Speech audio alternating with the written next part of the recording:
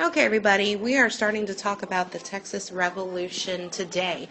Today's WISC, you are only covering the Battle of Gonzales, so that's the front section of your packet only the first page. Now, the Texas Revolution goes from October 2nd, 1835 to April 21st, 1836. That is about 7 months total time. Like I said, today we are talking about the Battle of Gonzales, which happens on October 2nd, 1835.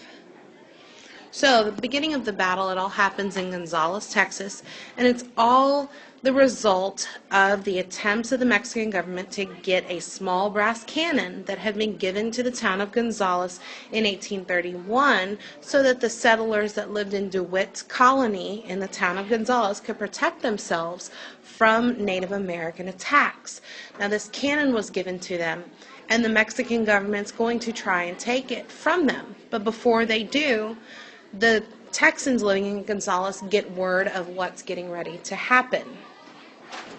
The Texans are very upset by this because they had done nothing to this point to have the Mexican government feel that they would use this cannon against them. So the Texans took a wedding dress from one of the residents, they opened it up, they took some ink, and they drew on it a crude picture of the cannon itself, put a star above it, and wrote the words at the bottom, "Come and take it," onto this wedding dress. They made it into a flag so that they could fly this flag over the cannon, and the whole purpose here is to taunt the Mexican soldiers to come and take the cannon from them. That way, if they came to take the cannon and any shots were fired, they could pretend that they were defending themselves from what the Mexican soldiers were doing.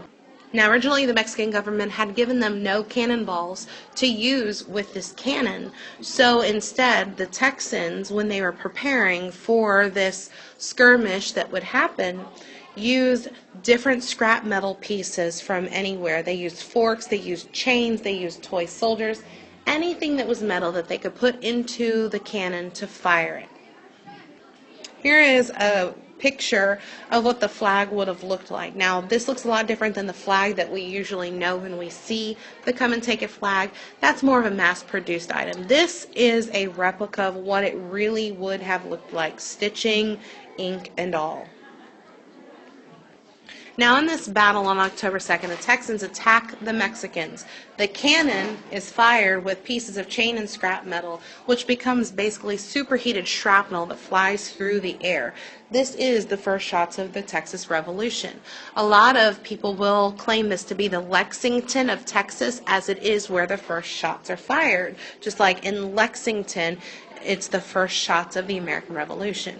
Gonzales was very successful for the Texans because they were able to surprise the Mexican soldiers. The Mexican soldiers had no idea what was coming their way. Also, the Texans had more effective hunting rifles that were more accurate during that time. The Mexican muskets were less accurate than the Texans.